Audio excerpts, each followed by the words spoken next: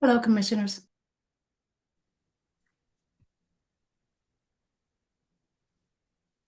Okay.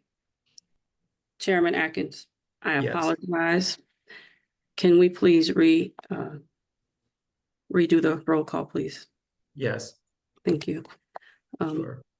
Good evening, ladies and gentlemen. I'm Sean Atkins, Chair of the East Point Planning and Zoning Commission. Today is October 17th, 2024. We're now going to establish roll call. Staff, would you please call roll to establish quorum? Commissioner Mark Fields, Present. Commissioner Patricia Levitt, Present. Commissioner Melanie Stiles, Commissioner William Miller, Here. Commissioner Joel Presley, Present. Commissioner Eleanor Anderson. Present. Thank you. Commissioner Joseph Fields. Yeah. Thank you. Commissioner Keisha Chapman. Present. Chairman Atkins, Yes. you have a quorum. Thank All you. right. Very well. Thank you. Ladies and gentlemen, you see the agenda before us. It was on the screen before. I will at this time entertain a motion to approve the agenda as presented. Mr. Chairman, Yes, Commissioner Miller. motion to adopt the agenda as presented. Is there a second? Second.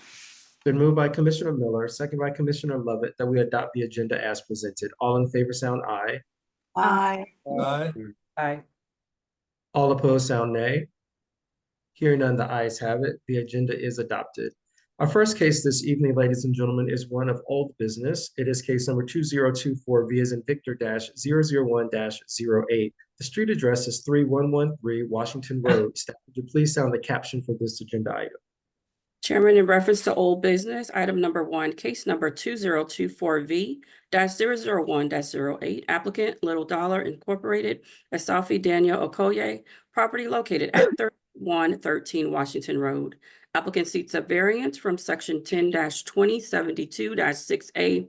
Child Care Learning Center facility shall locate no closer than 1,000 feet to another child care learning facility. Case type is a variance. Okay, thank you.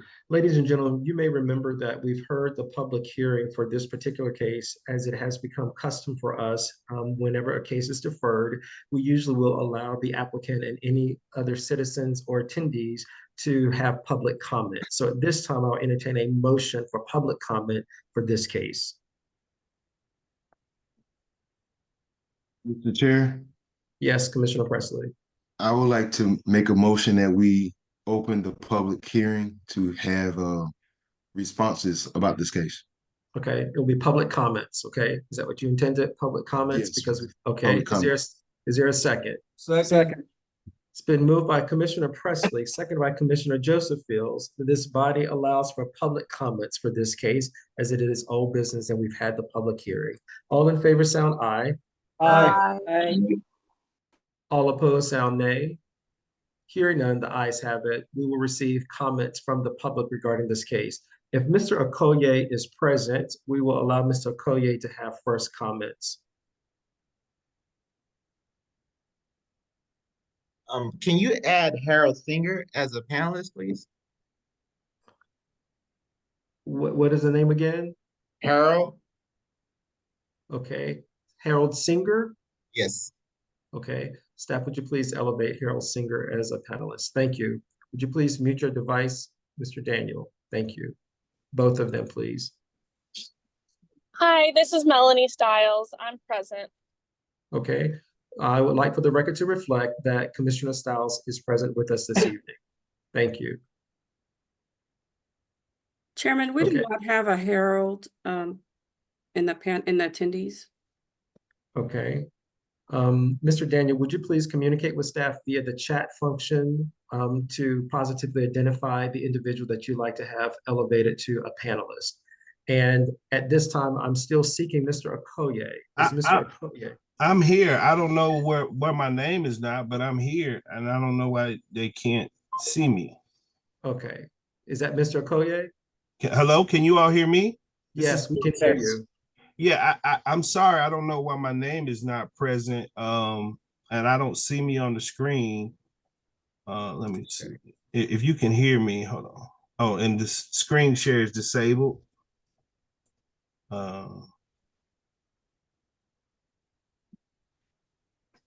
Usually my name is already preloaded when I log into a Zoom. Yes.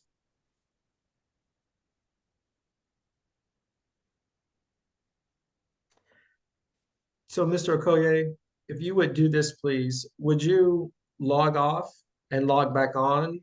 And while you're doing that, I will hear from any others present this evening regarding this case so that we can get your audio, your visual, and your name correct.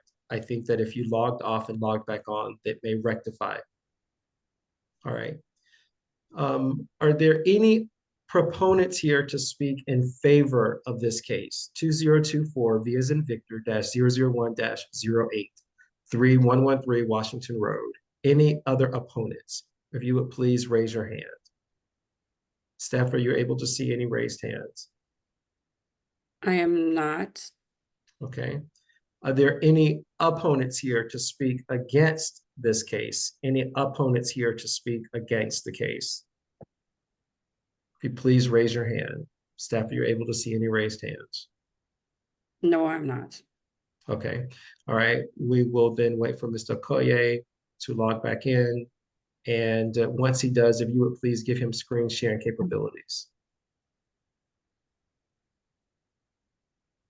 We have screen sharing capabilities. Well, I'm Harold Singer on behalf of Mr. Okoye, and I do believe he should be logging in now. I apologize for the confusion, but I am in now, and he's authorized me to speak on his behalf. Okay. And I see him on the screen. I see him. So if you guys are ready, I'm ready.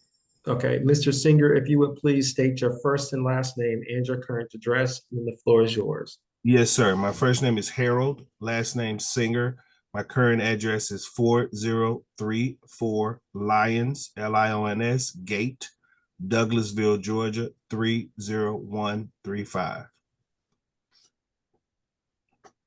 So good evening. Thank you for the opportunity to come before you guys. Once again, we participated in a working session last week, got some really good feedback. Today's presentation will be mostly the same, but slightly different, kind of based on that feedback. As was stated for the record, the address is 3113 Washington Road. We're seeking a variance to reduce the 1,000-foot distance requirement. We're seeking to reduce it to some 520 feet specifically. Let's see. And so, there's a parcel ID, it's zone C1. It's a little more than a half acre. There's an existing 2,611 square feet structure on it. It presents as a house, but it's had a commercial use, at least as far as we know. The previous use was a personal care home. When Mr. Okoye took over the property, he was not made aware that he would not be able to use it as a personal care home when the ownership changed. And that kind of brought us here. One of the things that I want to kind of talk about is, some of the specific feedback we got about potentially using the property for something else. I just want to highlight some of the things, and this is a permitted use that is applicable in C1. There could be a brew pub there that serves alcohol. Of course, you would, have to meet the alcohol requirements: restaurant, bar, grill, tavern. Another thing, a small box discount store that it doesn't say it. I think everybody knows that's kind of aimed at the Dollar Generals. That does have a distance requirement.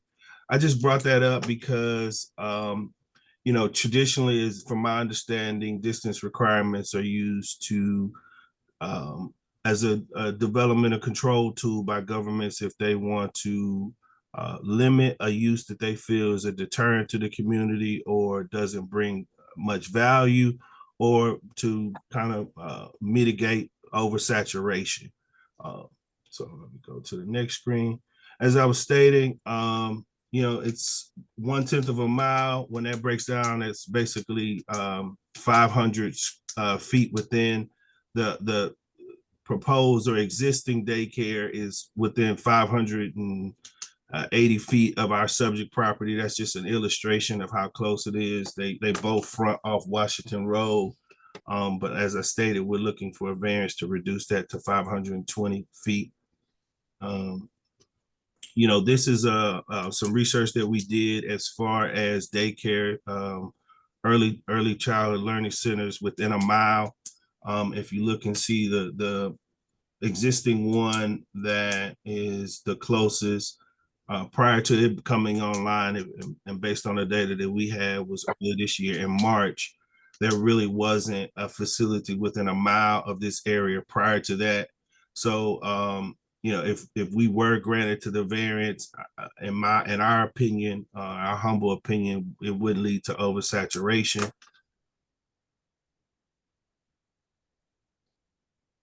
Sorry. And just some more data about, you know, the city of East Point, you know, 38,000 people, not that dense. It's a growing city. We feel like, you know, it's a city on the come up. And, you know, this is some information about the household median income. It's like about $59,000, I think. You know, in other counties, it's closer to 67 or 80,000. So there's some growth there that could be seen in the county. You got almost a 90% high school grad rate, about 36% bachelor's degree. This is data that we brought in because we, you know, feel that early childhood education will help a child succeed in high school. I think everyone can agree that education is the ladder to grow wealth. This is something specific about the project. Mr. Okoye plans, if granted the variance, to put significant resources into the existing property to make it be a high quality facility, to provide a safe, good environment for children to be cared for and educated. So this is just kind of an example that we have. Of course, we know that this type of facility is highly regulated. If we were to be granted the variance, we would have to meet all the city of East Point's requirements in addition to the state requirements to, you know, actually operate. Let's see. Brief synopsis or CV by Mr. Okoye.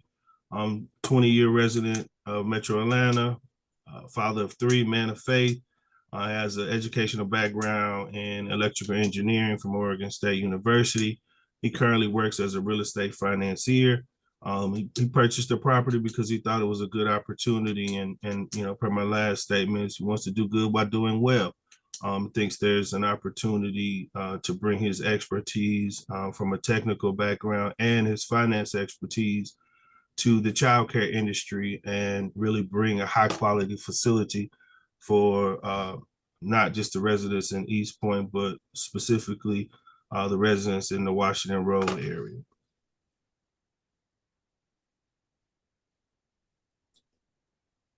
So this is a breakdown. This is data that's available on the state, and it's a really cool tool. If you put in the address, it will pull the various options you have in your area. And this is kind of a continuation of the other slide. In a list, you know, the pluses and minuses of what one facility offers versus the other. It also gives you ratings. You got Dozers Early Learning Center with 3 stars, Fruits of Love Early Center with 2 stars, Mount Olive Early Learning Center with 2, and Early Enrichment Center with 1. I honestly, I won't say maybe it's only got 1 because it's new, but if you look at the rating star, 1 is definitely less than 3, and that is the existing facility. So, you know, in an effort to kind of show that there won't be oversaturation, or that, you know, what we want to do is we're not looking to run anyone out of business. We want to compete. We want to give the residents of East Point as many options as with childcare as possible. So what we did was kind of looked at what was offered in the existing facilities and saw where there were gaps. The facility that is within the 1,000 foot range does not offer Georgia pre-K. It does not basically take the babies. That's something we would be willing to do. They don't offer infant meals. They don't have summer care. They don't teach English. They don't teach English or have Spanish spoken and taught. They don't have any field trip or sports fitness at this current time. Those are all things that we would be willing to even accept as a condition of the variance to make sure that it is part of our business model. I think when we've been very clear, Mr. Okoye is a businessman. He doesn't want to be an absentee business person, but to be able to kind of move forward with this very specialized and important industry, he's going to partner with an operator. Some of those discussions have already been had in terms of identifying an operator. And if this was a condition for him to operate, anybody that he or I, we partner with, we'll have to make sure that they bring these specific services in addition to all the other services to, one, also follow through with our commitment. And if that is part of a condition, meet the conditions of you all's approval. So, just a little bit more about some of the preliminary discussions we've had of some of the specialized services that they would offer. Individual curriculum, degree persons, highly educated, lettered people to work and operate in a facility, literacy coaching, engaged learning centers, cultivate, foster self-care and discovery, speech pathology, mental behavior and counseling, and services to children and family care. And I want to kind of just segue here in that, in addition to wanting to provide an opportunity or a space for children to learn, it's an opportunity for jobs. I think we have seen somewhere between 10 and 20 people it would take to staff this space properly. And so those would presumably be East Point residents that would have a job opportunity. So, that's another benefit that we think if granted a variance, we could bring to the city of East Point.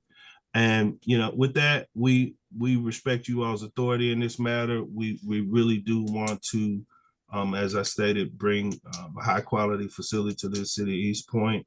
We understand it's your province to have these distance requirements, but, I think, or we're in agreement, and our research says that this is an area there where there's a great need, and not just a great need to have it, but someone who really wants to bring the resources to provide a high quality place for the children of East Point, the residents of the city of state of Georgia, and basically all our future.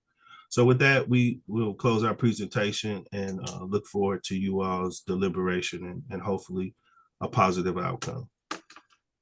Thank you, Mr. Singer. I've already asked for any other proponents and any opponents for this case, and I'll ask just this last time before we move forward. Are there any opponents or proponents here to speak to this case? If so, would you please identify yourself by using the raise hand function? Staff, do you see any hands raised? I do not, Chairman. Okay, thank you. All right. Commissioners, at this time, I'll entertain a motion to close public comments. We just had public comments, okay? Mr. Chair, I move that we close public comments. Is there a second? Second. Second. Been moved by Commissioner Lovett, seconded by Commissioner Miller, that we close the public comments. All in favor sound aye. Aye. All opposed sound nay. Hearing none, the ayes have it. Public comments are closed for this case. Staff, would you please sound your recommendation? Yes, Chairman, in reference to a property located at 3113 Washington Road, case number P2024V-001-08. Staff recommend denial of the variance from section 10-20726A, Child Care Learning Facility. The facility shall be located no closer than 1,000 feet to another child care. We really had to go with what the ordinance causes, and unfortunately, we had to recommend denial on this one. Okay, thank you. Commissioners, we've heard public comment from the applicant's representative and we've heard staff's recommendation. At this time, I'll entertain a motion. Remember that the motion does not need to be made in the form of a recommendation, as this body is the final arbiter for variances. Mr. Chair, I move that we accept staff's recommendation of denial. Okay, is there a second? Second. It's been moved by Commissioner Lovett, seconded by Commissioner Mark Fields, that this body denies the application 2024 V as in Victor -001-08. At this time, comments, questions, concerns? Okay, hearing none, all in favor sound aye. Aye. Aye. Aye. All opposed sound nay. Nay. Nay. Okay, any abstentions? Staff roll call, please. The motion is to deny. Okay. Commissioner Fields, excuse me, Mark Fields. Nay. Commissioner Lovett, Nay. Commissioner Stiles, Nay. Commissioner Miller, Nay. Commissioner Presley, Nay. Commissioner Anderson, Nay. Commissioner Joseph Fields, excuse me, Nay. Commissioner Chapman, Nay. Chairman Atkins. Yes. Uh, All right. Yeah. So I just want to be clear before we move on, because the motion was to deny, and with the roll call vote, we had a unanimous no to deny. Okay? Is everyone clear? So if you sounded nay, that means that you are against the denial. Okay? Because the first vote was different from the roll call vote. So I just want to make sure that we're clear. So the motion was to deny, that motion failed. If you think that you have sounded a vote that you did not intend to sound, because it was all nays, you're on the prevailing side, the matter can be reconsidered. So I see a hand, Commissioner Lovett. Mr. Chair, I do apologize, but I am in agreement with staff to deny. Okay, so is there a motion to reconsider? Mr. Chair, I make a motion that in order to make a motion to reconsider this variance. Okay, is there a second? Second. Okay, so we're going to reconsider because it was a unanimous nay, which is the prevailing side. And so a reconsider can happen from anyone who voted in the prevailing side. And so I just want to make sure that everyone is making the vote in which they intend. The motion is to deny. And so if you sound yay, you support denial. If you sound nay, you do not support the denial. And so we will do roll call once again. The motion is to deny. Are you in favor of denial? Staff roll call. Commissioner Mark Fields, Yay. Okay. Denial. Commissioner Patricia Lovett, Denial, yay. Commissioner Melanie Stiles, Nay. Commissioner Will Miller, Yay. Commissioner Presley, Could you sound that once more, Commissioner Presley? Nay. Nay, okay, Yes, sir. nay. All right. Commissioner Eleanor Anderson, Nay. Commissioner Joseph Fields, Nay. Was that a nay, Commissioner Joseph Fields? Nay. Nay, okay. Commissioner Keisha Chapman. Nay. Chairman Atkins, there were 5 nays and 3 yays.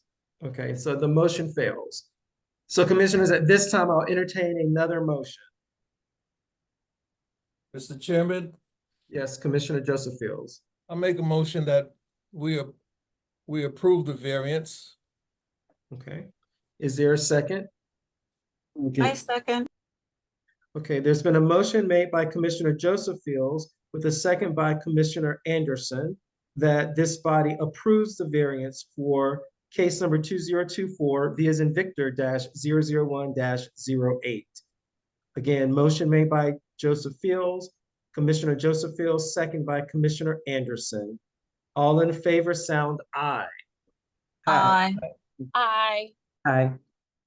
All opposed sound nay. Nay. Nay. Okay, staff roll call, please.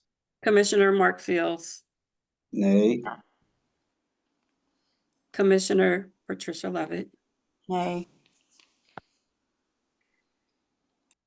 Commissioner Melanie Stiles, Aye.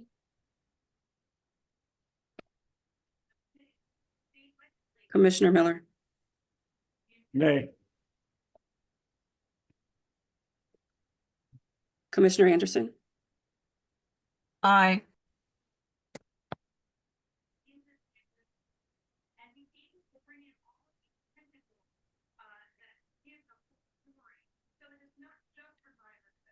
Commissioner Presley,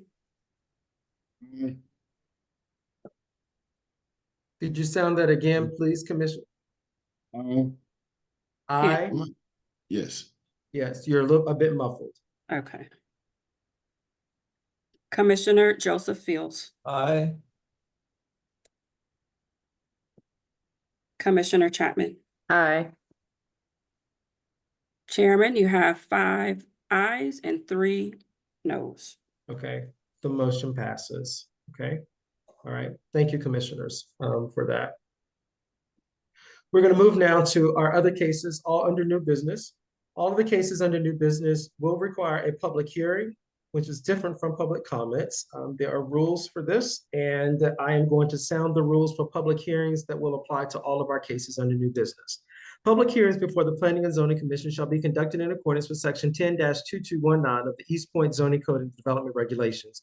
During this meeting, we are utilizing a telemarketing platform to act upon cases brought before the Planning and Zoning Commission. As such, I'm asking each participant, other than the commissioners and staff, to mute their devices. Once we get to parts of the agenda that require public input, those who notified staff of their desire to speak will be recognized to speak. If you did not notify staff but desire to speak, please use the raise hand or chat function to be recognized. Public hearings are as follows. Persons both favoring and opposing the proposed case will be provided an opportunity to address the commission. The applicant or the zoning's case representative, if any, will be entitled to speak first, followed by other speakers in favor of the proposal for a total of 15 minutes. Those who oppose the proposed zoning case will then be permitted to speak for a total of 15 minutes. By majority vote, the commission may increase the total time of speakers, provided that each side is given the same amount of time. If there's more than one speaker for a side, the chair or the presiding officer may limit the time allotted for each individual speaker other than the zoning applicant. The zoning applicant may reserve a portion of his or her allotted time for rebuttal. Speakers must adhere to the rules of decorum. Prior to speaking, each speaker shall identify him or herself, state his or her current address. Each speaker shall only speak to the merits of the proposed zoning case under consideration, shall address remarks only to the commission, and shall refrain from making personal attacks on any other speaker. The presiding officer may refuse a speaker the right to continue if, after first being cautioned, the speaker continues to violate the rules of decorum. Ladies and gentlemen, you've heard our rules for public hearings. Commissioner, at this time, I will entertain a motion to open the public hearing for case number P as in Paul 2024 V as in Victor -001-02. Motion to open the public hearing. Is there a second? Second.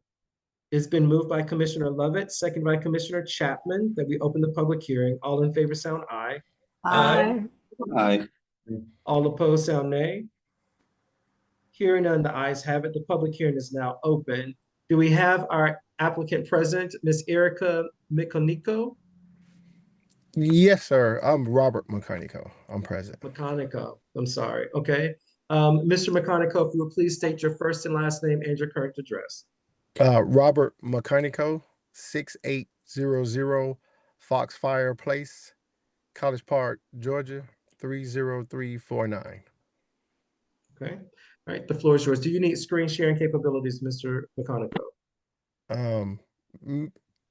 Ms. Smith, do you have my information? I do. Okay. One moment.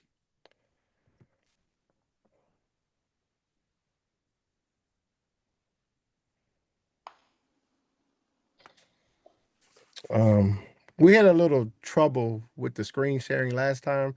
So just in case, I went ahead and sent some information to Ms. Smith so we wouldn't have that problem again.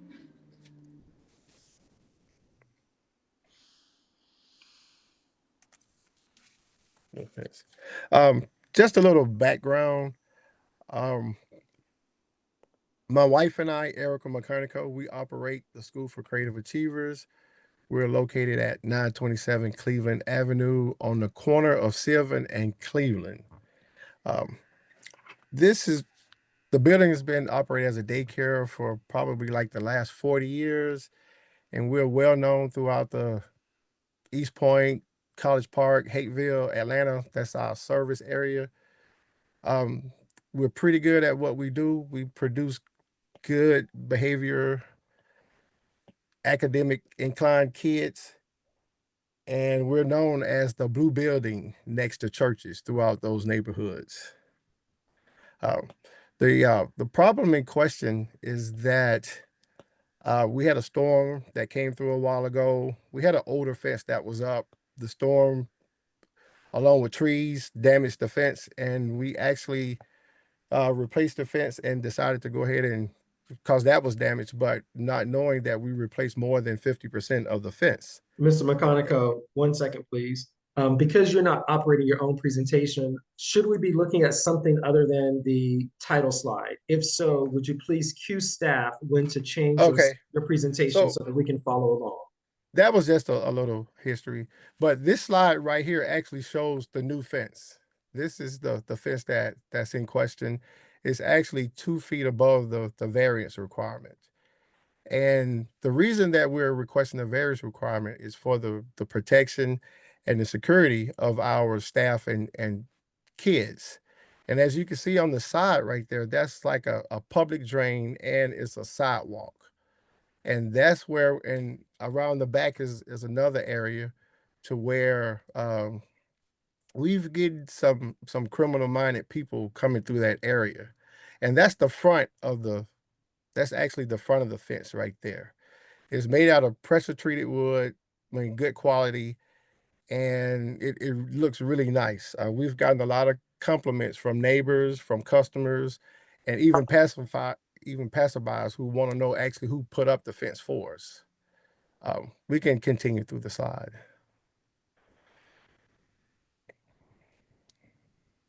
And that's actually the back of it right there. It's that's the inside playground right there. And as you can see, those are it's like a wooded area behind the fence. And you got some people that actually stay back there because there's like sofas and things of that nature that's sitting behind the fence. We can go to the next slide. I'm sorry. And that's the actual corner where people were coming in at. And I just wanted to profile that. And we can move ahead. That's another side of the fence right there. We can move ahead.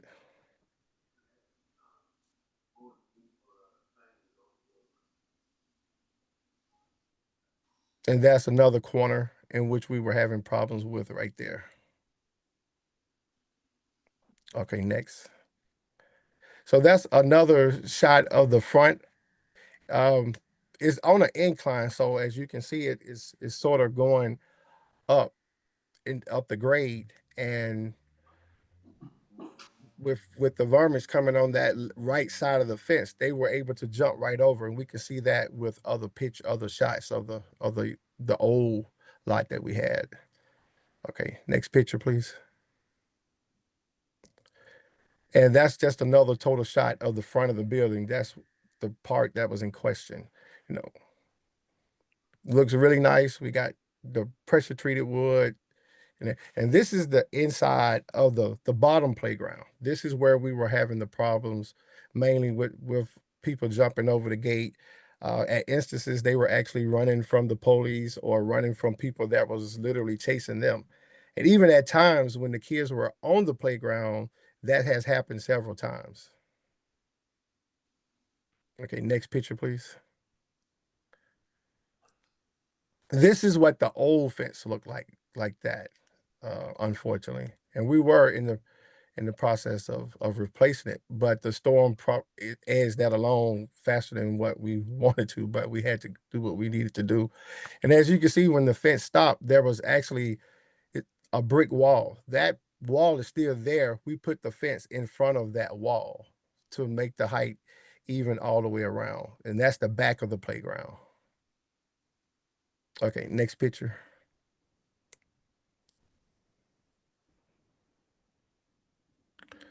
And that's what it looked like prior to the fence, because the fence, it literally didn't go all the way around the building, just on the sides. But because of the added protection, we included the fence all the way around when we put it up. Okay, next picture.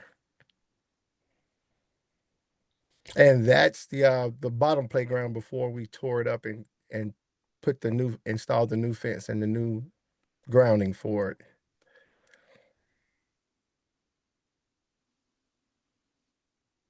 And that's another shot of the side where it's actually a public area. That's not our property. Like, once again, that's a storm drain and it's a sidewalk. But at the very back of if you can see where it starts shading, that's actually a small wooded area, and people can still walk through there. I mean, it rarely happens, like I said, unless they're being chased or running from law enforcement.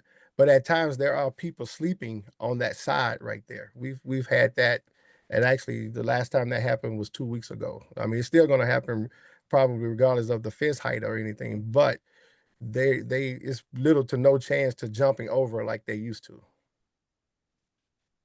Next slide, please. And that's a better shot of what the fence looked like before we replaced it. As you can see, the wood is inside on the property, and I took that shot before we tore it down and replaced it with the new material. And that's a 6-foot fence right there. Next. And that's another shot of the side when we were actually doing the construction of it right there. Next shot. And that's another shot, the completed, when we were finished, that's another completed shot of the front of the fencing. Next slide. And this is actually a video, but I couldn't get the video to upload on the PowerPoint. But that's actually a screenshot of a gentleman coming over the fence right there. And that's that right side where that storm drain sidewalk is located. And basically they were able to just jump right on over and come inside and that's the first playground right there. Next shot. And what he did, there's a door over to the right. That's another shot when the cameras came on and the lights, and right there where that picnic table is, that's a door that goes inside the building. He actually moved the picnic table and tried to get in that door, but that door is pretty solid. So you would literally have to knock it down to get in. And he basically slept there until we were able to get somebody to get him off the property. But he was looking to actually get inside the building. And unfortunately, a lot of times the cameras doesn't, if you're not actively looking and things like that or getting notifications, a lot of times the cameras really help you out after the fact and not always doing the attempted break-in or whatever he was trying to do. We never got a good motive, but he did sleep there, and he was going through his bag that was sitting there. Next camera, I think that's the last one right there. So that's pretty much why we want to get that variance of 2 additional feet, for protection and safety of our kids and our staff. And even the new fence, the aesthetics is great because we're right in the middle of a remodeling program. And that's pretty much all I have. Okay, thank you, Mr. McConico. Are there any other proponents here to speak in favor of this case? Any other proponents here to speak in favor? Staff, do you see any hands? Okay, are there any opponents here to speak against? Any opponents here to speak against?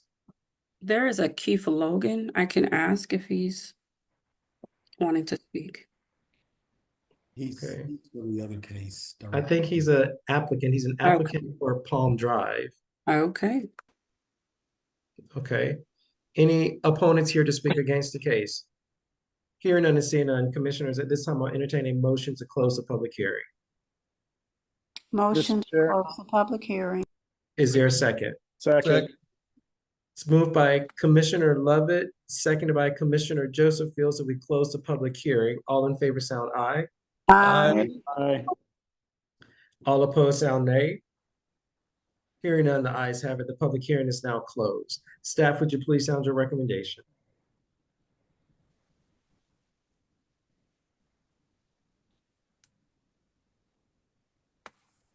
Yes, Chairman, in reference to case number P2024V-001-02, property located at 927 East Cleveland Avenue. Staff recommendation is as follows. The intent of the additional 2 feet in height of the wood fence is to alleviate the ongoing issue of trespassing by individuals who do not have permission or clearance to be on the property. Approval of this variance application will ensure safety and security of the children and employees who occupy the child care facility. Staff recommends approval of the variance request to allow a 2 foot increase in fence height from section 10-2027.9, fences and walls, D1, height. Fences and walls shall not exceed 6 feet in height. In all yards in the area for properties located C1, C2, CL, CUP, and mixed use.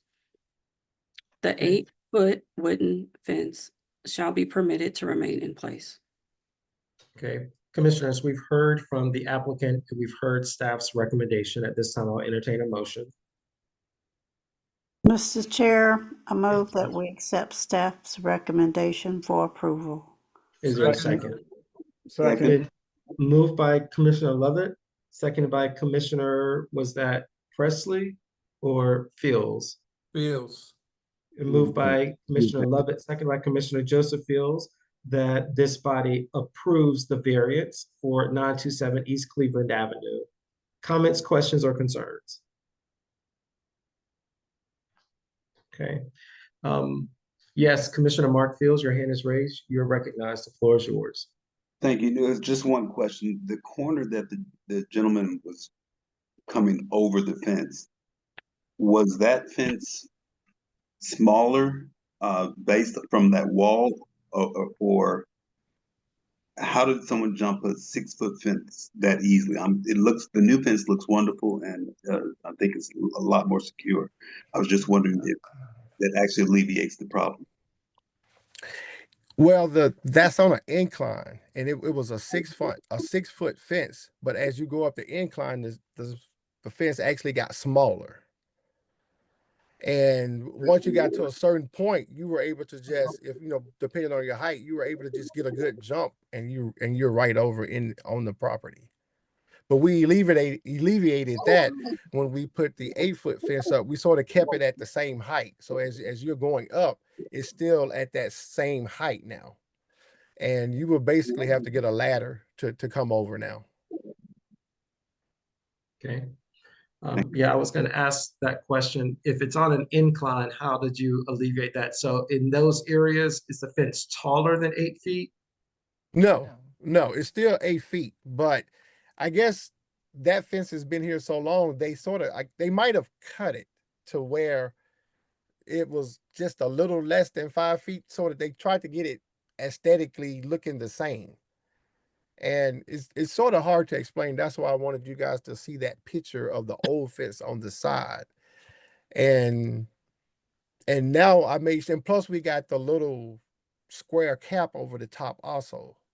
But that fence is 8 feet. We did have to cut it a little bit for the incline because we didn't want to go over the 8 feet. So we had to cut it, and then we put the cap top, which made it a complete 8 feet.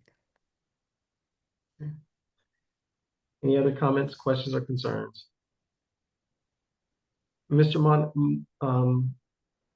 Meconico, Yes, sir. yes, I have a question. So the cinder block walls, Mm-hmm. and I heard you say that was your fence was in front of, but I don't really know what in front of means, because depending Well, on your the center perspective, block in was front the of, back. just 1 second, please. Okay, I'm sorry. 1 second. So I'll recognize you. So there's going to be one speaker at a time. Okay. So depending upon the perspective, I don't know what in front of means. So is it on the inside? Is the fence on the inside and the wall is on the outside, or is the wall in here? And I don't know what that in front of means. It's that's the back area of the playground. It's actually in front of the center block wall. So the center block wall would be on the outside. Outside. Okay. So if the wall is on the outside, would any potential intruder be able to scale that wall and then just jump over your fence? Which is really my question. That's why I'm trying to figure out where that wall is. With effort, yes, they would still be able to get in with effort, because that's in the back in the woods. I mean, if they bring like a ladder, like I said, yes, they would still be able to. How tall is the center block wall? The center block wall is 6 feet. Okay. So they could just put their hands up on the wall and pull themselves up on the center block, stand on the center blocks, and just jump over your fence, right? Not really, because that center block wall is the back of someone else's property, our neighbor, which is in the back. So they will most likely have to come through their property, which is fenced up, and then jump over into our property. Okay. So I'm really asking those questions. This is a case that reminds me of a case that we heard many years ago. There were 2 words you said: protection and safety. Those are very, very important. And I understand that, particularly when you're dealing with children, and you talked about your staff as well. And so I just had some questions about the selected use of material. If it were a different material, then you may be able to see inside your playground, but may not be able to get over. But once you get over, then those on the outside of that can't see what's going on. You can only see through your camera, or if you're on the inside, right? Correct. Okay. But yes, there was a very similar case to this. So there are a few things, but we've got a lot of cases, and I'm going to move forward. There's been a motion by Commissioner Lovett, a seconded by Commissioner Joseph Fields, that the body approves the variance for 927 East Cleveland Avenue, case number P as in Paul 2024, V as in Victor -001-02. All in favor sound aye. Aye. All opposed sound nay. Hearing none, the ayes have it. Your variance is approved, Mr. Meconico. Okay. Thank you. Sure. Our next case is P as in Paul 2024, U as in umbrella -001-01. Street address is 1400 Elizabeth Lane, Staff, would you please sound the caption for this agenda item? Yes, Chairman, in reference to new business, case, item number 2, case number P2024U-001-01, applicant Shante Daniel, property located at 1400 Elizabeth Lane. This is a use permit request to construct a habitable accessory structure pursuant to section 10-2130, and this is a use permit. Okay, thank you. Commissioners, at this time, I'll entertain a motion to open the public hearing. Motion, to open the public hearing. Is there a second? second. It's been moved by Commissioner Miller, seconded by Commissioner Chapman, that we open the public hearing. All in favor, sound aye. Aye. All opposed, sound Aye. nay. All opposed, sound nay. Hearing none, the ayes have it. The public hearing is now open. Ms. Daniel, are you present? Yes, sir, I am. Okay, do you need screen sharing capabilities?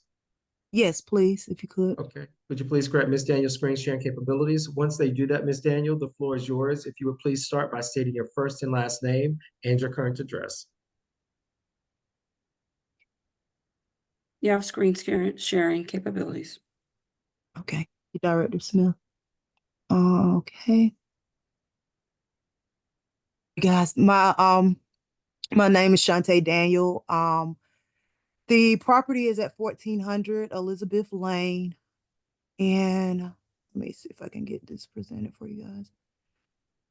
Okay, so this is a picture of the actual ADU that I'm requesting permission for. And just a little bit about me. I am a native from Atlanta, Georgia. I've been in my house since 2013. I do have 2 kids. I'm a licensed independent adjuster. Yeah, so I've been in East Point for a while, so and these are just the table of contents: East Point code, the property factors, the use of permit, and the construction and design. And so this is a little bit about the code for section 10-2130. So the lot must be at least 5,000 square foot, which, and then also it needs to have a complete kitchen permit. The floor plan must not exceed 50% of my primary residence. The ADU must be at least 15 feet away from any structures, my neighboring properties to the left, right, and behind me. The tiny home must be aesthetically matched to my primary home. And the owner must live in the main structure or the ADU. The height of the ADU must not exceed of my main structure. The floor plan of the additional space cannot exceed 50% of the main home floor plan. The ADU must be located 6 feet away from my main house, and the ADU must be located at least 3 feet away from my property line. And so these are just a couple of facts about the home that I stay in now. And in 1986, the property was a duplex. When I did my due diligence on the research in the property prior to me buying it, it was a duplex. I acquired it in 2013 into a single family home. The lot is surveyed at 7,187 feet. So my living space in my primary house now is 1,046 square foot, and that's not including my porch. And I'll show you guys what my house looks like because the porch is significant. It's pretty big. Also, my driveway can it can house up to 3 vehicles. The main structure is approximately 33 feet high, including the roof. I do have chain link fences that are on the back, the right, and not on the left. So I don't have a fence on the left with my neighbor any longer because she took it down not too long ago. This project will not impact any environment, the noise, or the traffic. The ADU project is located more than 1,000 feet from our expressway, which is 166 over here, 166 east or west. And it's over 3,000 feet from the active rail lines and 5 miles away from our Atlanta airport. So just a little background on why I'm doing the ADU. I'm wanting to build or requesting a permit for the ADU for the use of my daughter. So my daughter this is her last year in high school. So she'll be attending college here in Georgia. But of course, she wants her own little space. We do know how inflation is just out of control. So economically, it makes sense for us as a family. I'm a single parent, so I'm kind of struggling with the whole college and tuition, college tuition and things, the Ruby board. So it makes more sense. I also spoke with my grandmother, which is getting elderly. And right now she's staying with my aunt, but she kind of would like to stay closer to me. So we kind of discussed if this works out, then she can also share a room with my daughter. So it's a 2-bedroom and a 2-bathroom, full kitchen and full bathroom, living room, and it also has a porch. Okay, so again, 1400 Elizabeth Lane. The price of it would be 130,000, just approximately. And so the square footage of the ADU would be 416 square foot layout, 2 baths. I meant 2 baths, 2 bathrooms, kitchen, porch, and living room, of course, when you first walk in. So this is what it looks like. Aesthetically, it looks or mirrors my primary home. My primary home is all black with kind of peanut butter shuttles.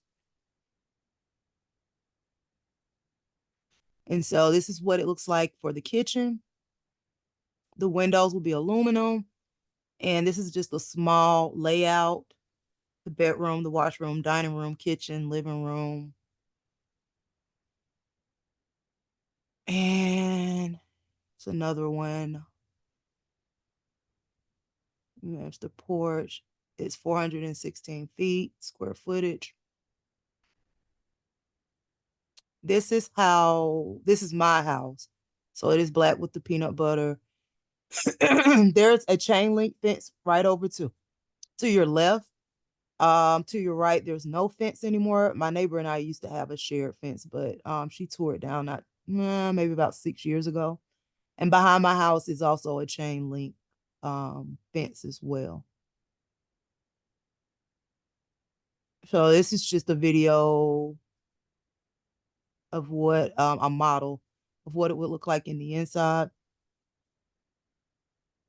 The bathroom and the 2 bedrooms. And I know we had there was a question about the bathroom because it didn't show. So let me go to the next one.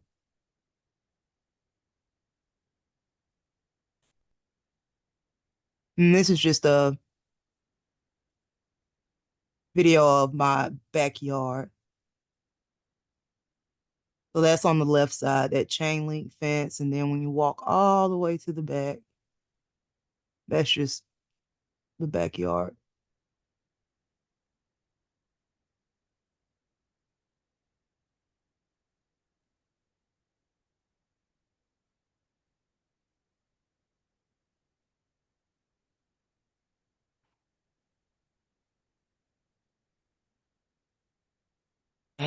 So right here, this is a model of what the bathroom would look like.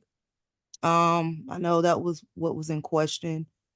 So it's the toilet, of course, you guys can see the the shower and the sink, and then a couple of cabinetry that they have there. This is another picture of it. And then this is a layout. That's where the bathroom would be, right beside the kitchen. And that is all. That completes everything. Okay, thank you, Ms. Daniel. Are there any other proponents here to speak in favor of this case? Any other proponents here to speak in favor? Are there any opponents here to speak against? Staff, do you see any hands raised for either?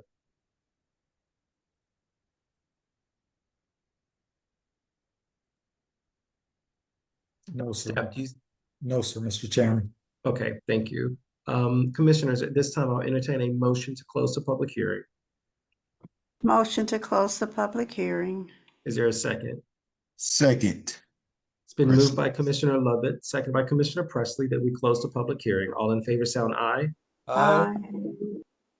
All opposed, sound nay. Hearing none, the ayes have it. The public hearing is now closed. Staff, would you please sound your recommendation? Yes, Chairman, in reference to case number P 2024U-001-01, property located at 1400 Elizabeth Lane, case type use permit. Staff recommends approval of a use permit request to construct a habitable accessory structure pursuant to code section 10-2130. Okay. Commissioners, we've heard the applicant and we've also heard staff's recommendation.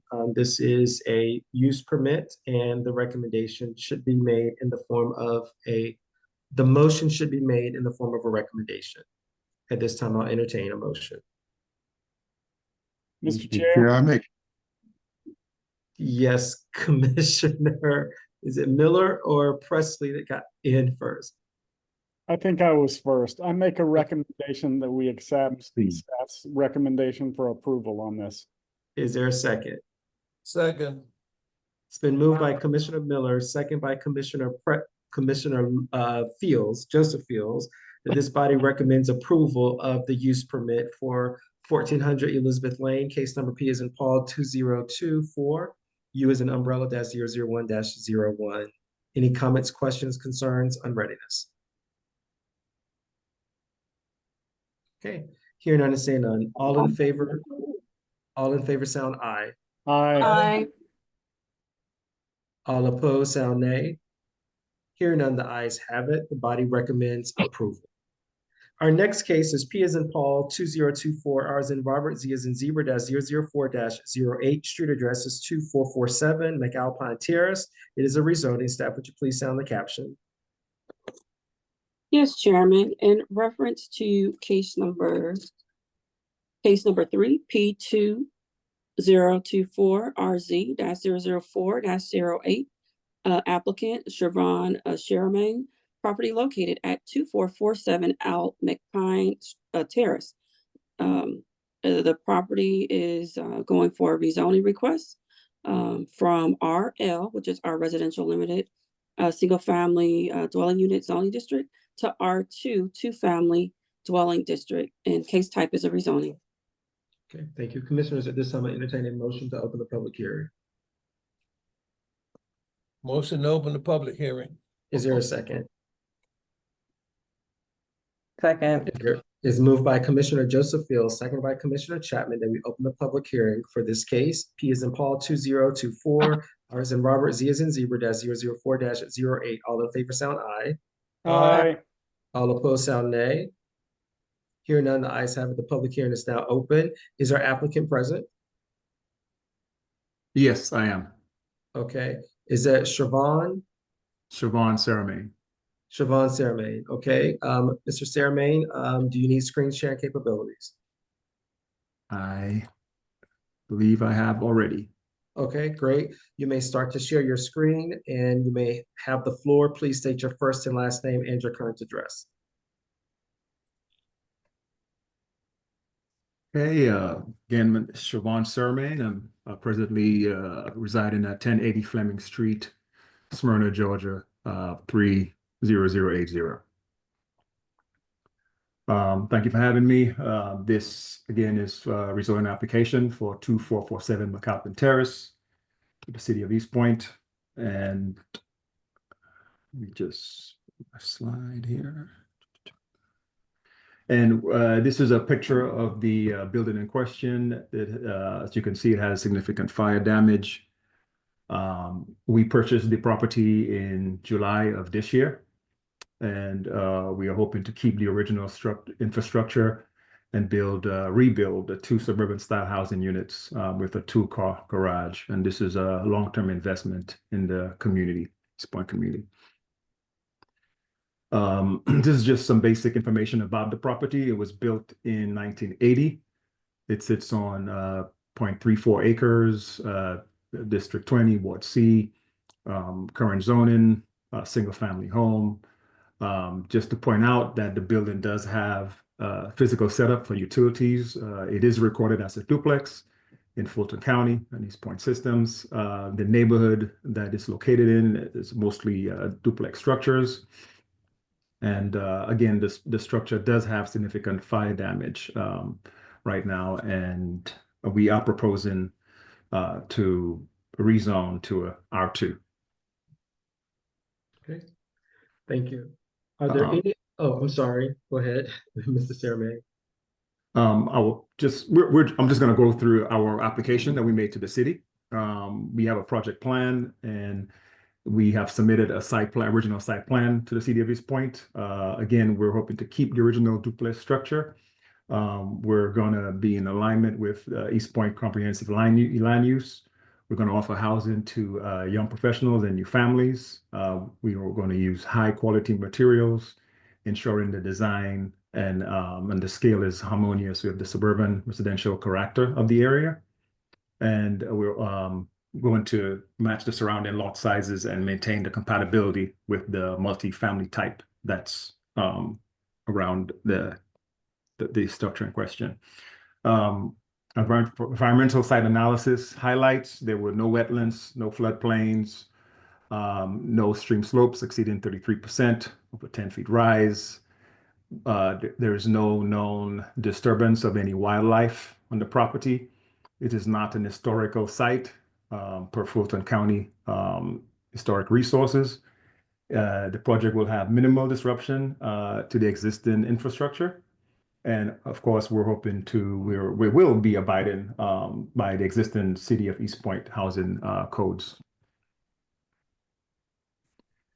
And as we go through the project, some of the things that we'll be doing, we'll be ensuring that we install construction fencing and barricade fabric. We're going to maintain conditions that prevent flow of mud into driveways and adjacent properties. Any solid liquid debris spills will be removed immediately. Our architect will use the existing building space with minimal disruption to existing infrastructure. We propose again to revert to the original use of the property, and we will be looking to enhance the green space with new shrubs and fencing, and ensure that electrical connections are grounded and house is insulated as per building codes. And all care will be taken not to disturb any wildlife and plan to involve pertinent authority if wildlife is discovered. And impact analysis highlights, again, that neighborhood is suitable, the property in question is suitable with the adjacent housing development. That street has other multifamily residents. We didn't find any negative impact for natural resources, environment, or the citizens of East Point. And from a request from our last call, I want to just showing some pictures here of the proposed property. This is the front elevation here and a side elevation view, and this is the rear elevation. And also just some pictures of the property. So sorry, the property here, just some quick pictures just of around the property. We have a pretty long driveway in that bottom picture here. This is looking from the garage to the driveway. The top picture is the driveway. This is the front of the building in the top right corner, and the back of the building in the bottom right picture. And that is my presentation. Okay. Thank you, Mr. Saramain. Are there any other proponents here to speak in favor of this case? Any other proponents here to speak in favor? Staff, do you see any hands raised? I do not. Okay. Are there any opponents here to speak against? Any opponents here to speak against? Staff, do you see any hands raised? No, sir. All right, thank you. Commissioners, at this time, I'll entertain a motion to close the public hearing. Mr. Chair, I make a motion that we close the public hearing. Is there a second? Second.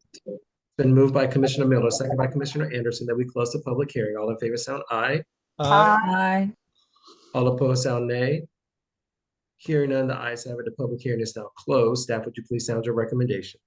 Mr. Chairman, in reference to case number P2024RZ-004-08, property located at 2447 McAlpin Terrace, rezoning request from RL to R2 district. Staff recommends approval. Okay. Commissioners, we've heard from the applicant and we've heard staff's recommendation. This is a rezoning. Entertain a motion. The motion should be made in the form of a recommendation. Mr. Chair, Yes, Commissioner I Lovett. move that we accept staff's recommendation. Is there a second? Second. Well, okay, a motion has been made by Commissioner Lovett to recommend approval, and that has been seconded by Commissioner Chapman. I think that you were one of the three. Yes. Okay, to also accept to recommend approval. Any comments, questions, or concerns? All in favor sound aye. Aye. All opposed sound nay. Hearing none, the ayes have it. Mr. Chairman, the body recommends approval. All right, our next case is P as in Paul 2024, U as in umbrella -001-08, street address is 2543 Hogan Road. This is a use permit. Staff, would you please sound the caption? Mr. Chairman, in reference to item number 4 under new business, case number P2024U-001-08, applicant Ruth Bien Ami, property located at 2543 Hogan Road. This is a use permit request for a habitable accessory structure pursuant to 10-2130 of the zoning code, and the case type is a use permit. Okay, thank you. Is the applicant Ruth Bien-Ami present? Yes, I'm present. Okay, great. Do you need screen sharing capabilities? Yes. Okay, would you please grant Ms. Bien-Ami screen sharing capabilities? Once you get that, would you please state your first and last name and your current address, and the floor is yours. You may present your project. Thank you. I'm Ruth Bien-Ami. This is for the address located at 2543 Hogan Road here in East Point. And I will show my screen. Are you able to see it? Yes. Okay, thank you. All right, so this is a application for a permit for a habitable accessory structure. About us, my husband and I, we purchased this home actually 3 years ago this month. We spent about 1.5 years renovating the main property. I'm the last of 6 kids. And we've had quite a bit of guests and visitors come over, more than we expected. And we have a property on a structure on the property already with a roof, 4 walls and siding. And we'd like to add plumbing, electricity, just to make it a guest house so that we can entertain our guests. On the left here is what the house looked like on the exterior when we purchased it. And then to the right is what it looks like now after the renovation. It sits on about 1.5 acres, and it has a circular driveway that goes to the back of the property and out to the front of it. At the top of the screen here in the back, that middle structure is what we would like to convert into a guest house. The paved road on the right is that circular driveway I was alluding to earlier.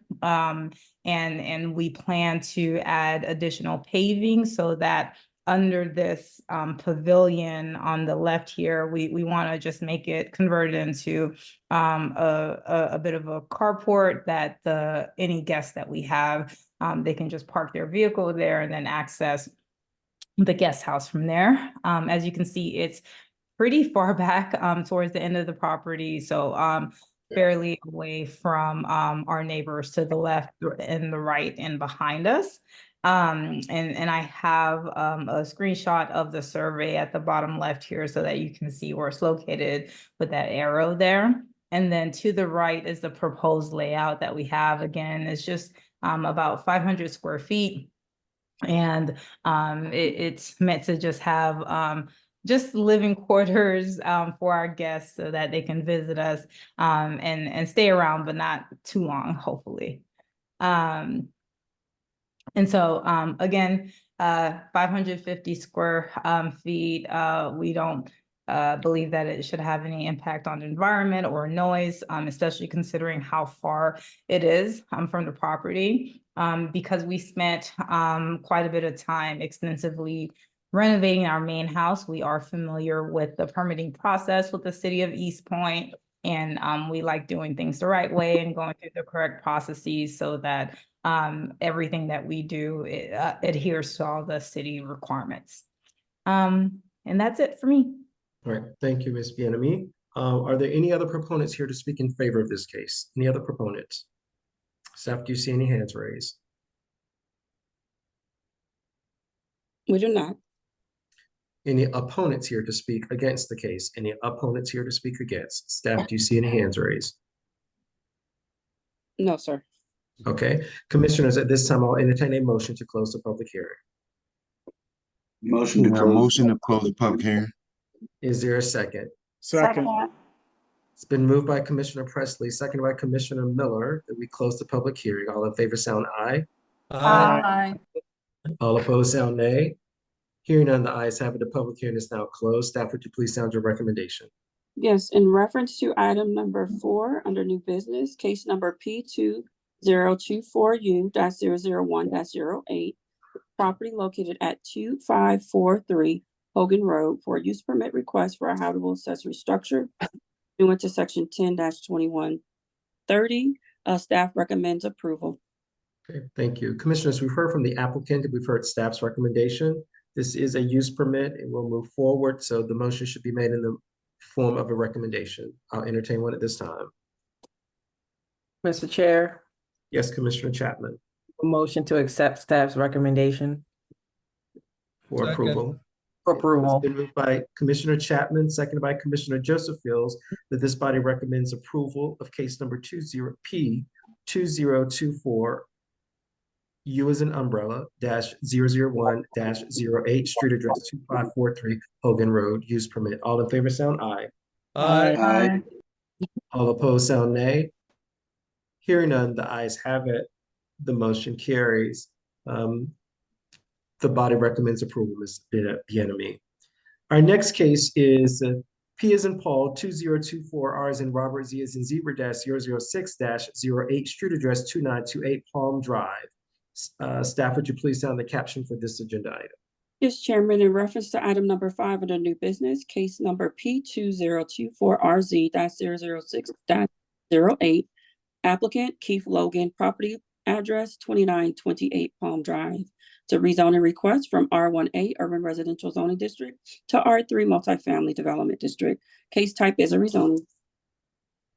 Okay, thank you. Commissioners, at this time, I'll entertain a motion to open the public hearing. Motion to open the public hearing. Is there a second? Second. It's been moved by Commissioner Miller, seconded by Commissioner Lovett, that we open the public hearing for this case. All in favor, sound aye. Aye. All opposed, sound nay. Hearing none, the ayes have it. The public hearing is now open. Do we have the applicant, Mr. Logan, present with us? Yes, sir. Good evening, staff. Good evening. Would you please, do you need screen sharing capabilities, Mr. Logan? Possibly. I want to make this as brief as possible to not hold up anybody's time, but basically the property that we discussed. Before you start, you must state your first and last name and your current address. I'm sorry. Keith Logan, address is 2928 Palm Drive, Atlanta, Georgia 30344. Okay, you may proceed. And this is a rezoning request based on this property. When I first purchased it, it was under the 50 worst properties. So we did a total renovation with staff approval as far as all permits pulled and approvals and even finals pulled. But the problem we have and we ran into during the process is the zoning is R1, but there's 2 properties, one in front, one in the rear. So that's the whole purpose of this request to have it rezoned. And reason being, at first we were going to sell the property, but now, you know, our intentions are to keep the property. But there's nothing I can do in regards to financing to get approval with it being a R1 zoning. So a refinance, a sale of the property is void because it's zoned as R1. So they're not even recognizing the property in the rear currently as opposed to a appraiser, a lender, anyone. They're just recognizing that single property as far as the value, and it's really, you know, handicapping us, you know, as investors. So we're pleading with the panel right now to just do the rezoning. It's a multifamily. It's been since 1950. You know, it was two properties, one in the front, running in the rear.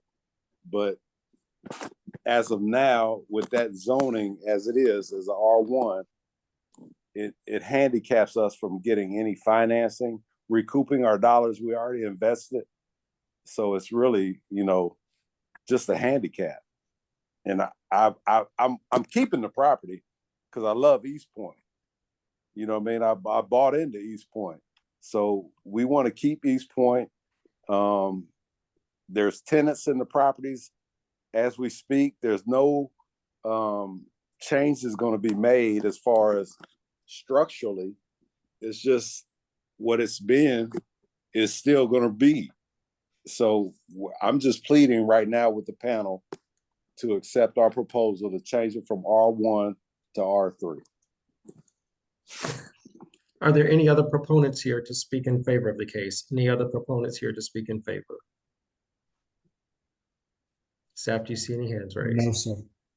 Are there any opponents here to speak against the case? Any opponents here to speak against? Staff, do you see any hands raised? No, sir. Thank you. Commissioners, at this time, I'll entertain a motion to close the public hearing.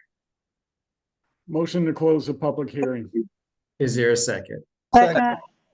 Been moved by Commissioner Miller, second by Commissioner Lovett, that we close the public hearing. All in favor, sound aye. Aye. Aye. All opposed, sound nay. Hearing none, the ayes have it. The public hearing is now closed. Staff, would you please sound your recommendation?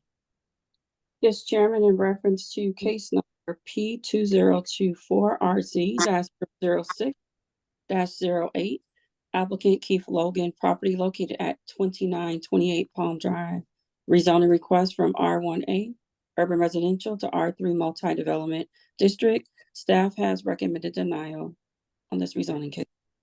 All right. Commissioners, we've heard from the applicant. We've heard staff's recommendation. This is a rezoning, and the case type is a rezoning, and would also, the motion would need to be made in the form of recommendation. I'll entertain a motion. Mr. Chair, Yes, Commissioner Fields. I Joseph. recommend that we accept staff's recommendation of denial. Okay, is there a second? Second. Been moved by Commissioner Joseph Fields, second by Commissioner Mark Fields, that this body recommends denial of the case. Are there comments, questions, or concerns? Yes, Commissioner Chapman, your hand is raised. The floor is yours. I have a question. Yes, since it's already R1 and that is a unit on the back of the house, would that be, would the applicant be allowed to have the additional dwelling unit back there as I would think, but staff and Attorney Wiggins may want to chime in.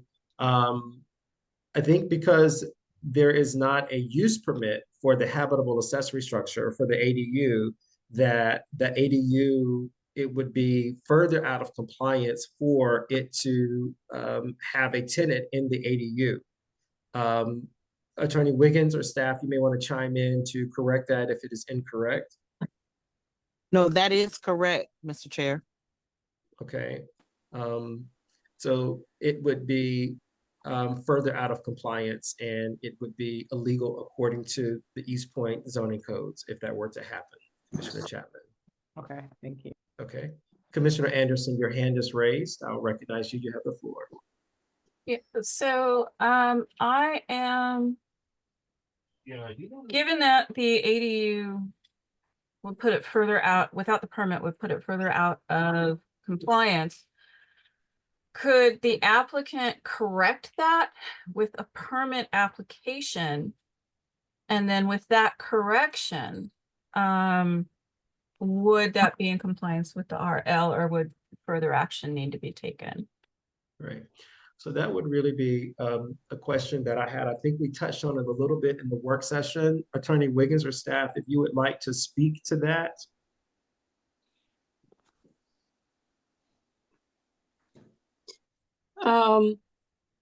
The applicant came to staff for an application for a triplex duplex. And this. Hold on, what's a triplex duplex? Because one is 2 and one is 3. So is it 5 units or what is? No, they applied for a duplex administrative permit, and they were granted that permit.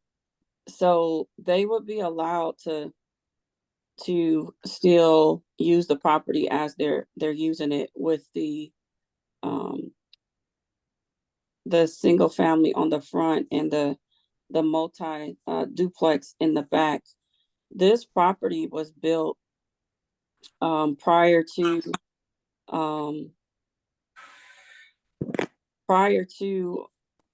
it was built many years ago.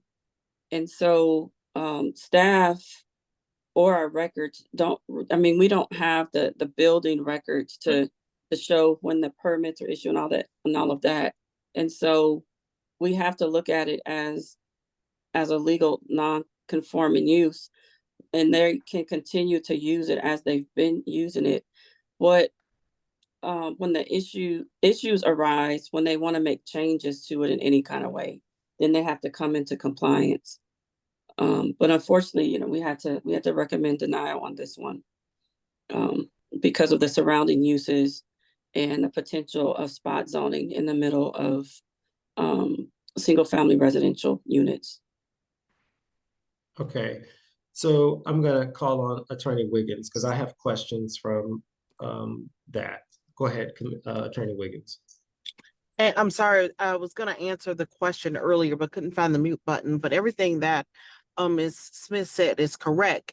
I'll just add that they cannot increase the nonconformity because it is deemed as a legal non-conforming use. Since there's a lack of documentation that was kind of kept over the years, probably predating Ms. Smith and definitely me, that is it's not in conformity with the current code. And so to increase the nonconformity would be an illegal operation of the property.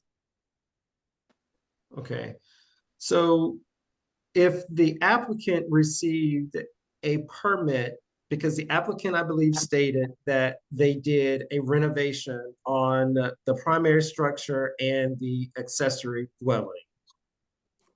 Is that correct, Director Smith? Yes, that's my understanding.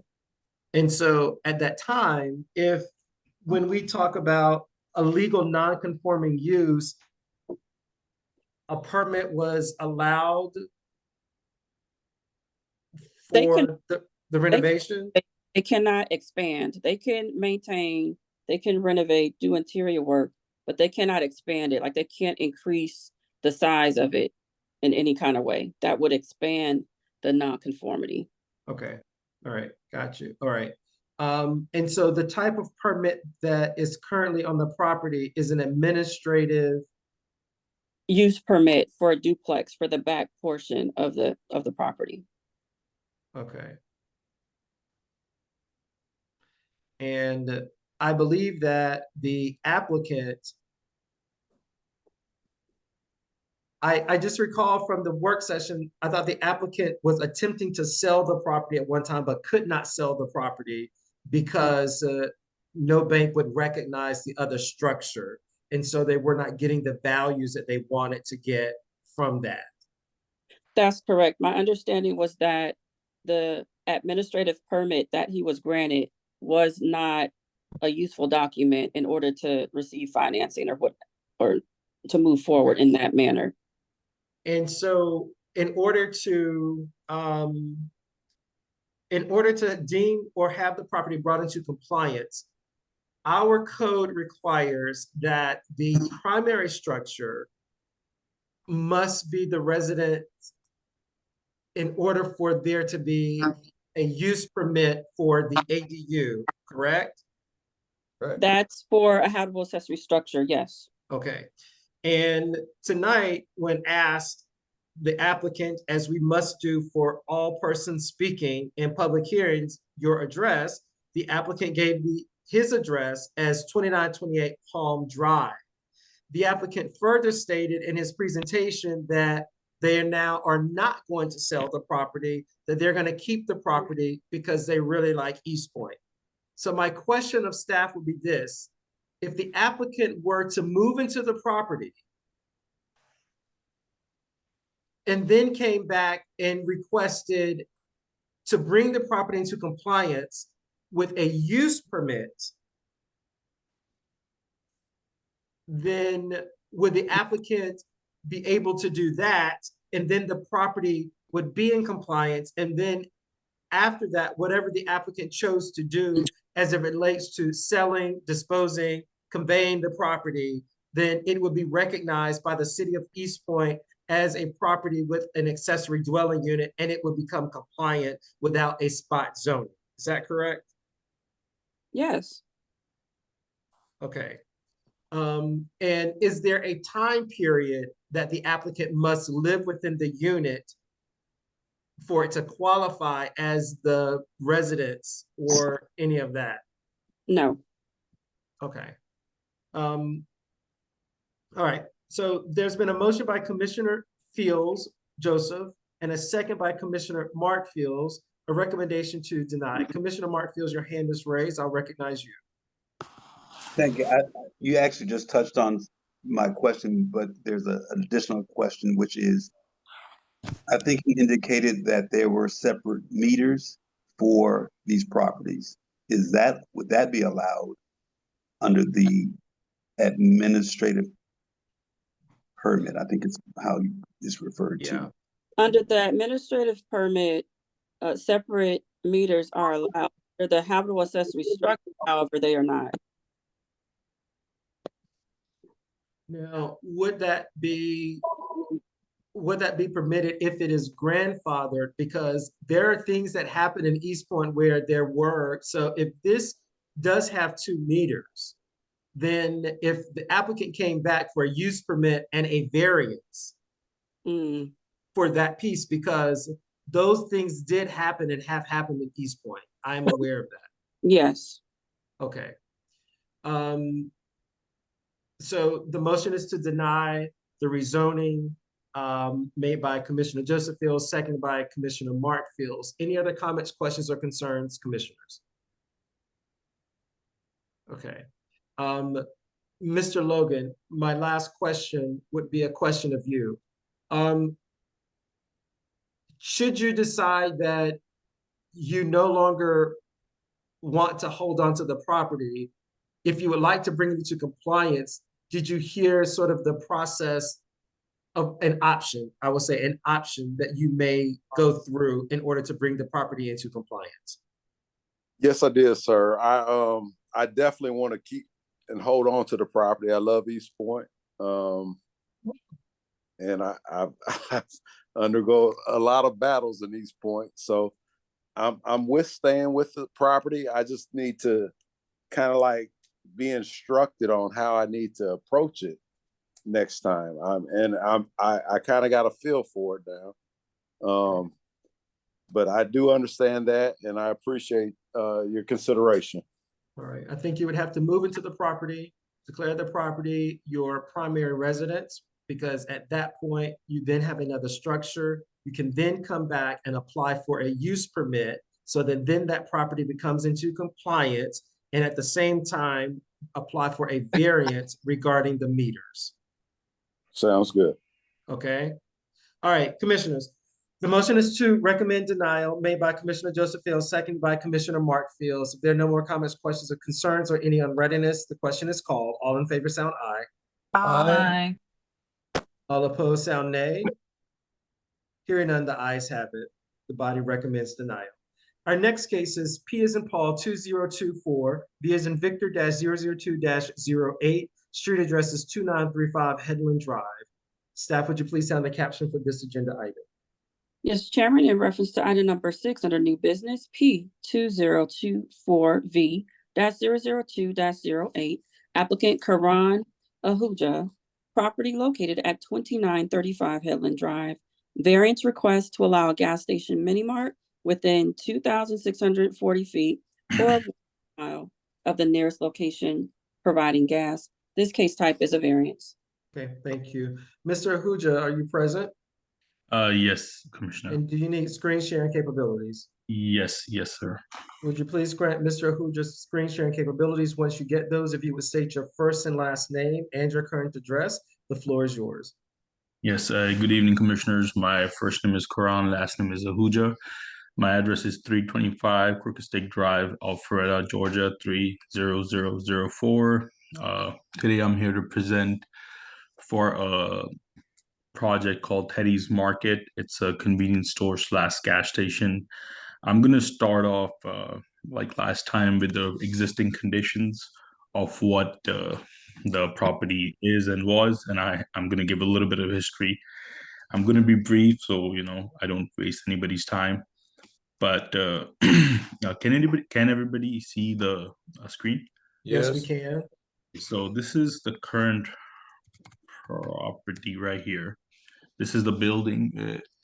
From what I know, and I did from what my knowledge is, personal knowledge of this used to be a liquor store. It has gone through a very lengthy process of eviction. It's fallen into disrepair, and currently it's just a building that is disrepair. Multiple issues with dumping, from here and there, illegal dumping. From what I know, the owner is having trouble with, but regardless, so this used to be a liquor store. Now it's just a vacant building, and these are some pictures of the lot.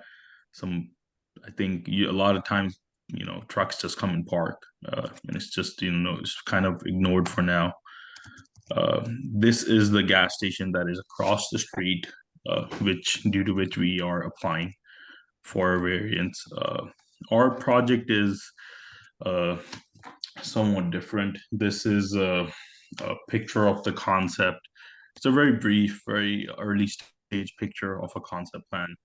Kind of a store in the back, pumps up front, but I think with some more detail. So this is exactly where the red pin is the location of the property in question, 2935 Headland Drive. And this is just a street view of both of them across the street. And this is basically our project. It's called Teddy's Market. We are a new franchise of stores. We've worked on this very extensively over the past 18 months to develop this brand, this project. And now, as of today, we have around 9 stores in the pipeline across Metro Atlanta, this hopefully being the 10th. And it's a different project. It's a different concept from your traditional stores. That's why we have a very interesting aesthetics, a very different kind of vibe, a very different kind of theme to the store to attract a certain crowd who want to come, who want to use clean bathrooms, who want to use a store's convenience. Plus, we have a very, very detailed food service program in this. These are just some renderings of how the store will look like from the outside. And this is, I'm just sharing a rendering of a similar sized location. This specifically is a location opening in Ball Ground in December. So just to give some kind of perspective of how the store will look like. Of course, you know, like I said, we're a vibrant store, innovative store. We try to mix the traditional stuff with the modern kind of tech to bring the best of both worlds. For example, we do have you know, like I said, a very detailed food service program. We do have a manned POS where they will take your order like a traditional order, but we also give a option of a self checkout.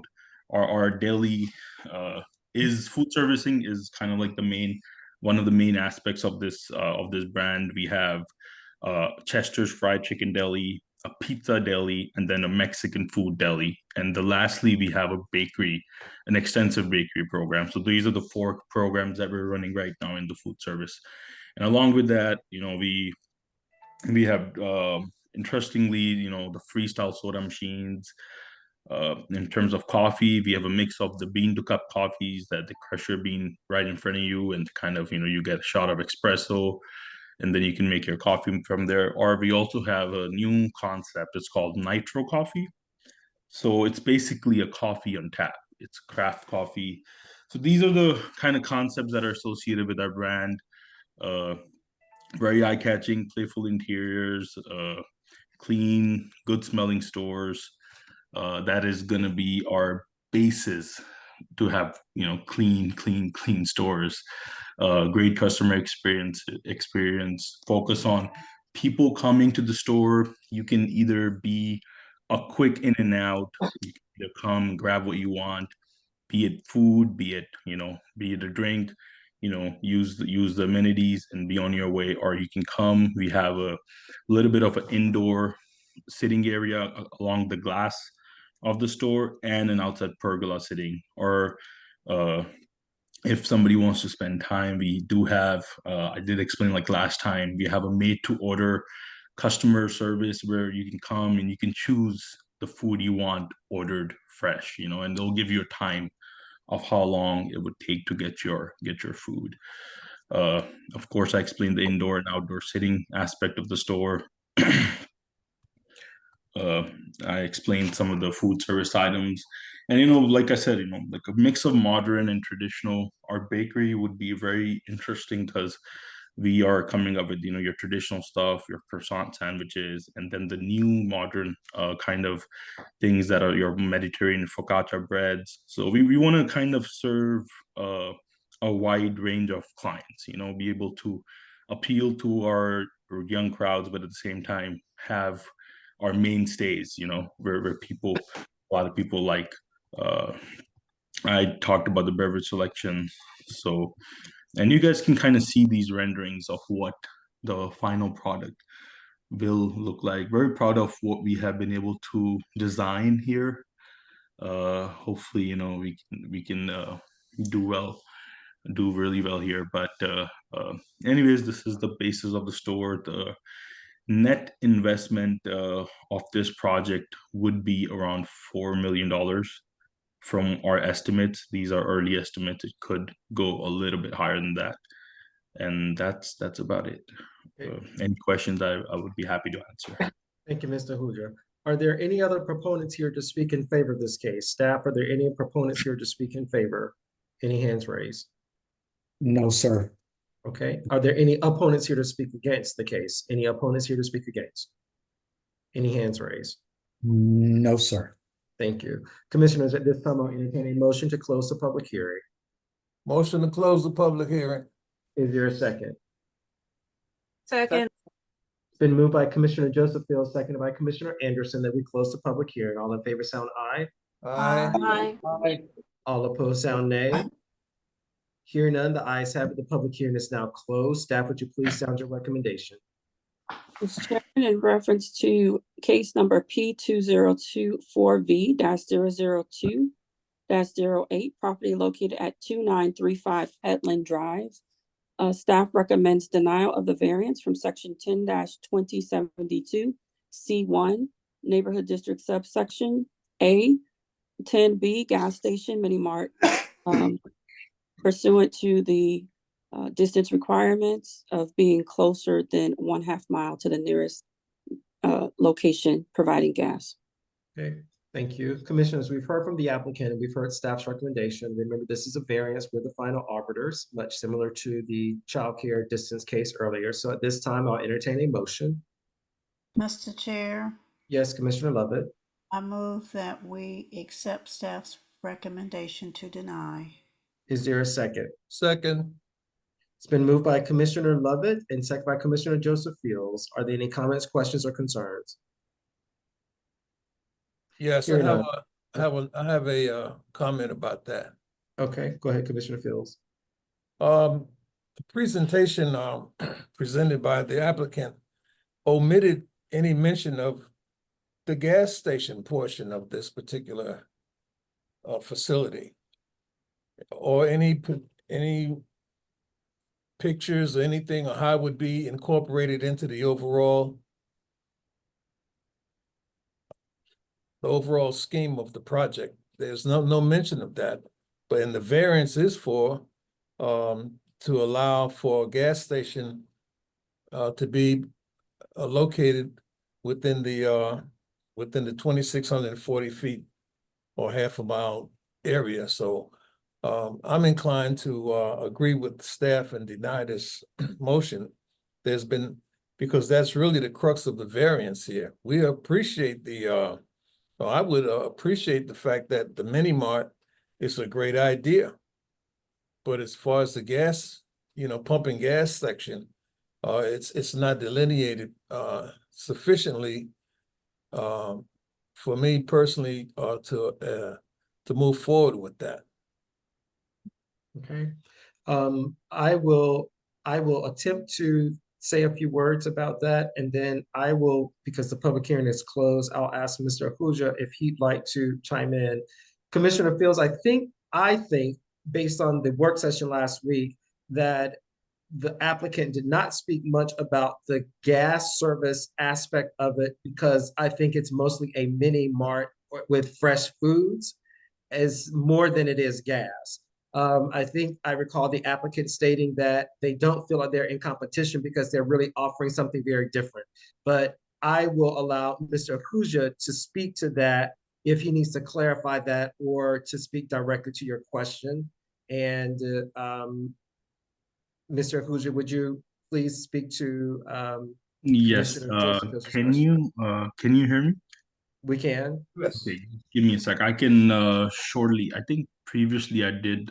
This time I don't know how I forgot that part of it. I presented a quick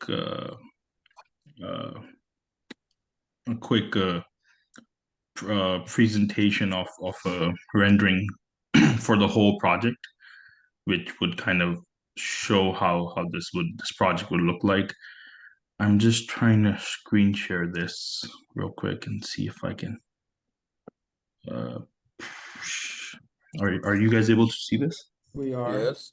Okay, so yeah, I apologize if I was not. I did not present this last time I did. I skipped my mind. But yeah, just giving an idea, like the commissioner said, of the gas pumps and the project itself. Yes, it would have a canopy in front of it with pumps and a Teddy's Market behind it. This is just one of the initial renderings that we did to show this was for the city of Douglasville, and the project that we have proposed here is very much similar in size and shape, so very identical to what you guys we are proposing in East Point. So this is exactly kind of to put it visually how the project will be. There's plenty of green strips, plenty of green area that we give. Of course, like I said, we give a pergola sitting on the side to basically for people to come and hang out, have a sip of coffee, work, and be on their end depending on the time. So I mean, if any other specific questions, I would be happy. All right. Thank you, to Mr. answer. Ahuja. Commissioner Miller, I'll recognize you. I see your hand is raised. Thank you, Mr. Chair. Mr. Ahuja, can you tell me, are any of your Teddy's Markets up and running yet? And if not, at what level of development are they? So The first one is opening in Canton end of October. That is in that is scheduled for 26th of October already. The second one is in Ball Ground. Like I said, it's scheduled in December. So these are, this one specifically, Douglasville, is currently scheduled to open Q3 of 2025. So every location is in a different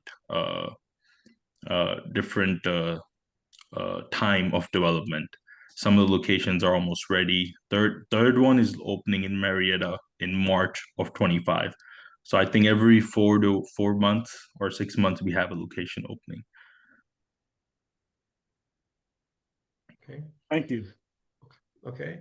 Any other comments, questions, or concerns? Commissioners, there has been a motion to deny the variance. The motion was made by Commissioner Lovett, seconded by Commissioner Joseph Fields. All in favor to deny, sound aye. Aye. Aye. Aye. All opposed to denial, Nay. nay. Okay, was that just one nay? Nay. Okay, just two nay, okay. Let's roll call, please. Yes, Chairman. All in favor to deny, sound aye. Aye. We'll do a roll call, Commissioner Lovett, just 1 second. Staff, go ahead. Thank you. Commissioner Mark Fields. Commissioner Patricia Lovett. Aye.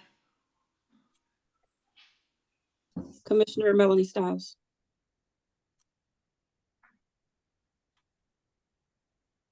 I'm actually a little confused. Can someone please clarify what the vote is? Yes, so the motion currently this is for the Teddy's Market on Headland Drive. There's a motion on the floor to deny the variance. And so we're doing a roll call vote. Would you like to deny this variance, or would you like to entertain another motion? But right now the motion is to deny the variance. Thank you so much. I am in favor to approve with specifications. Okay, so your vote would be a no for the denial, correct? Correct. Okay, all right, thank you. We can move forward. Staff, go ahead. Commissioner Miller. Nay. Okay, go ahead. Commissioner Joel Presley.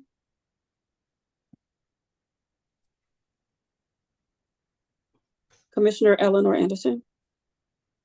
Aye.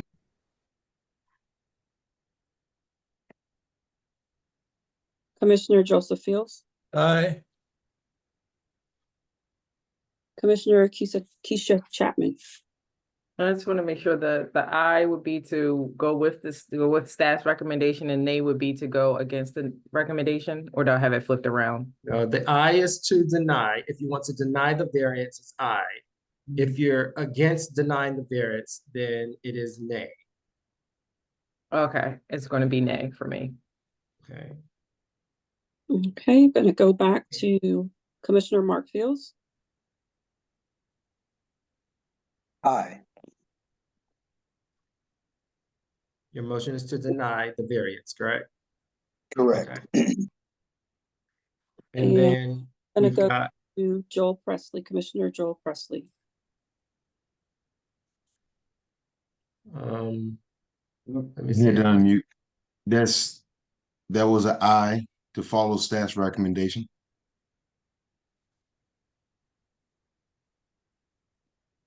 Okay.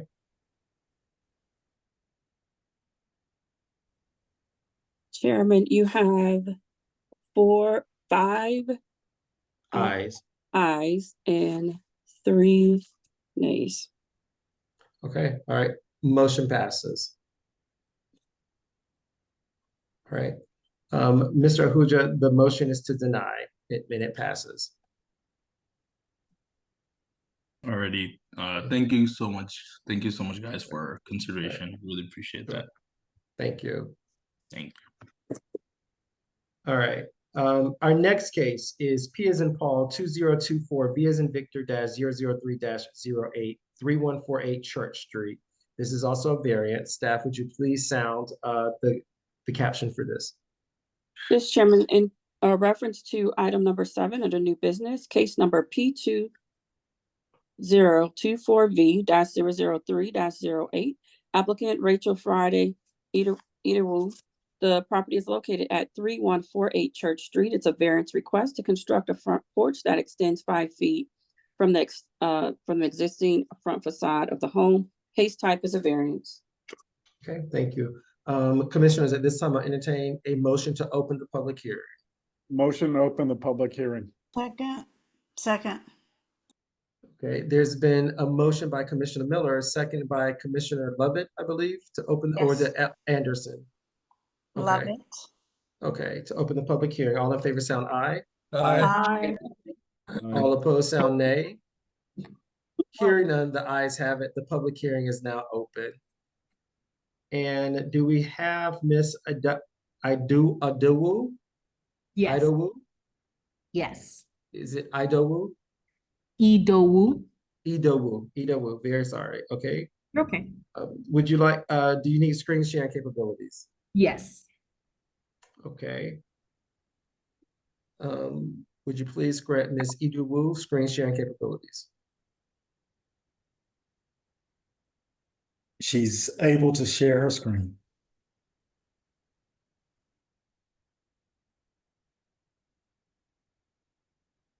Okay.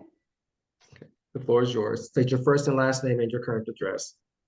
My name is Rachel Idowu, and my address is 2479 Peachtree Road, Atlanta, Georgia. Okay. So today I'm here to talk about my 3148 Church Street. And this is a variance request to build a front porch that would be coming out of the house, off the front of the house by 5 feet. So originally I purchased this home last year in October 2023. And this was the current this was the current status of the home when I purchased it. You know, it looks very plain on the outside, but on the inside it was severely dilapidated. The roof had major problems for a number of years. It appeared as there was a lot of water damage to the point where the bathroom tub was even sinking into the ground. There was just exterior. Sorry, did I have a question? No, you won't have any questions on this period. Okay, sorry. I thought I heard something. I didn't want to talk over someone. Sorry. Okay, so right, there was extensive damage to the home, and so the home was not bringing much value to the community surrounding this home. There's also a lot of nicer homes in this area, and this home was just kind of a sore thumb, not bringing much value or appeal. And again, this home was constructed originally in 1946. So my project for this home was to essentially turn it from this was the previous to this, which would be a 3-bedroom, 2-bathroom. So it started off as a 2-bedroom, 1-bathroom, and it would become a 3-bedroom, 2-bathroom. That would obviously raise the value of this home in the community. And of course, I've gone through the proper channels and I've been properly permitted. And this project is currently underway and scheduled to be complete likely by December of this year. To talk specifically about why I'm here for this variance, and I do want to thank this group that was a part of the work session last week that was able to give me some very helpful feedback. So you will see some additional details today thanks to last week's meeting. So thank you for those who helped me with that. But essentially, this home, originally constructed in 1946, was built, you know, as you can see where it is now, and it actually conflicts with the regulated 30-foot setback line. So there's a portion of this home right here As you can see, that's over the 30-foot setback line. The regulation states that the homes should be within like this red box. And as you can see, it comes off. So the first part of my request is to obviously get this variance so that I would be in compliance with this home as it was built in 1946, and it's, you know, it's not technically in the compliance, but also to construct a porch, a 5-foot porch. So this 5-foot porch is what I'm showing you here.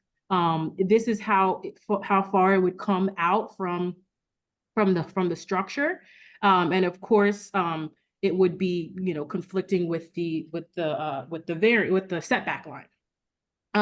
So just some additional details that I want to share. This is a view of the community, and the orange star is 3148 Church Street is my property. And I just showed this view so that we can kind of look at the other homes in my neighborhood and how close they are to the sidewalk. So I'm going to switch this view. I'll just give a second so everyone can get a good look at it. And I'm going to switch this view to just a little bit more clear view that doesn't have any trees. And so that we can analyze some of the homes that are literally in my vicinity that also that have actually even shorter distances to the sidewalk. So as we can see, this is 3143 Church Street. They are actually 11 feet away from 11 feet away from where they're supposed to be. And this one is 6 feet there. It's even smaller.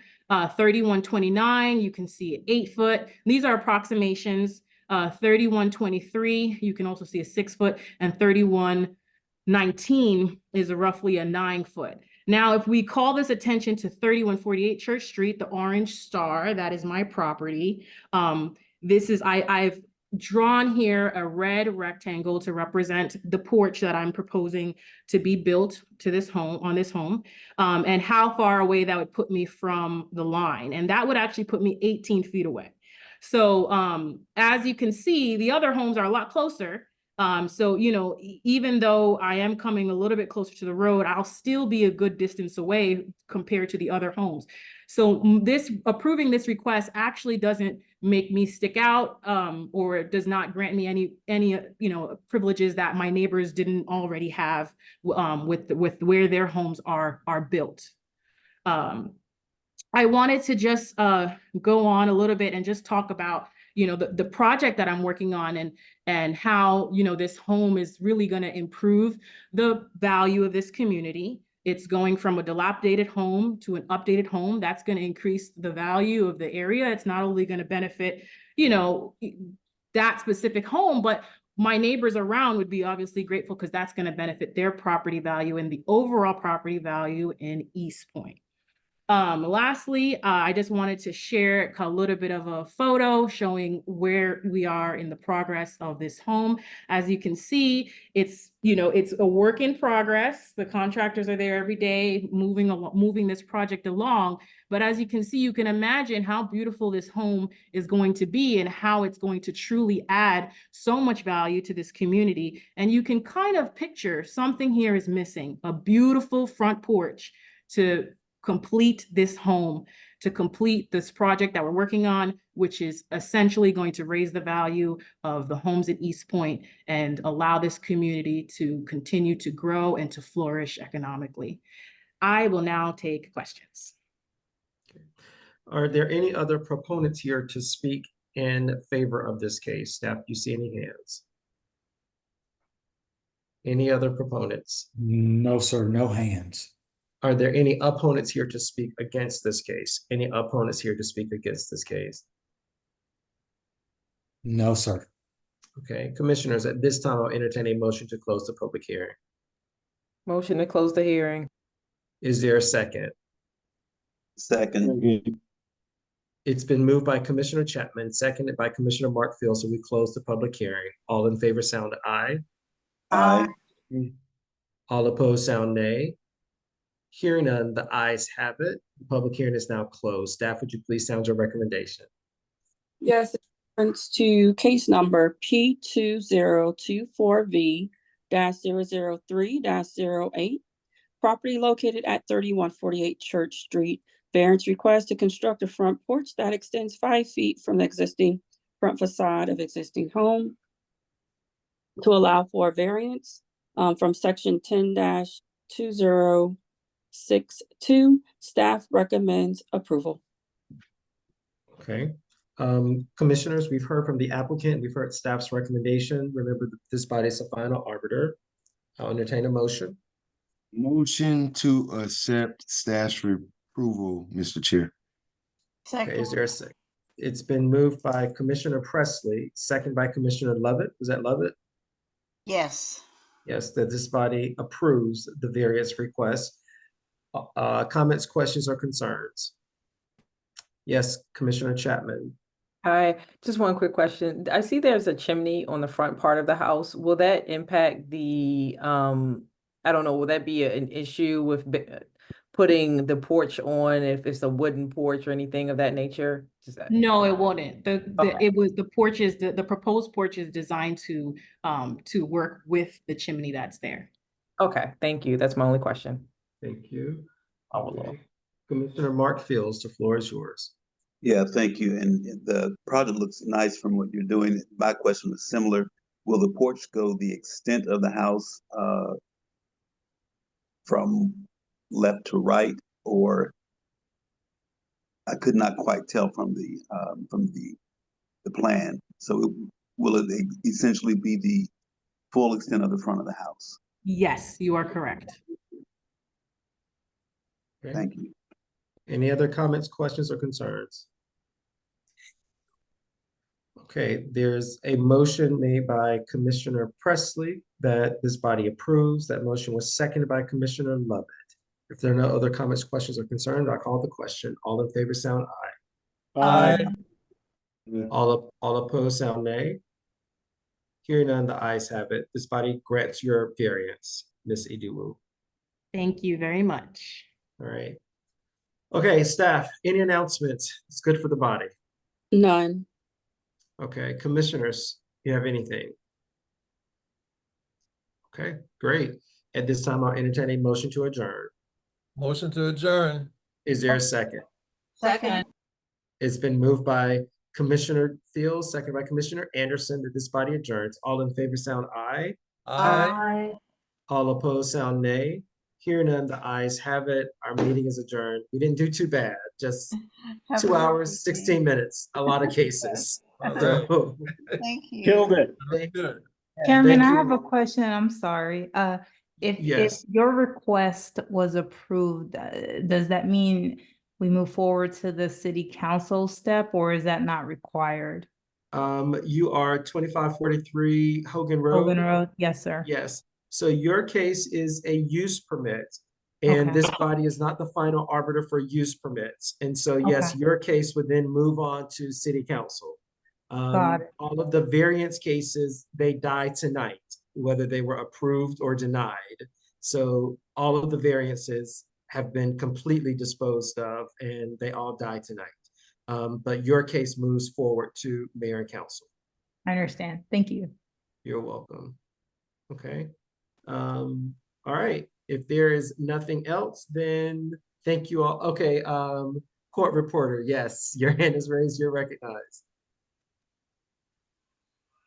Thank you. I'm so sorry. I was able to chat to Assistant Director Kelly, the information I needed. Thank you so much.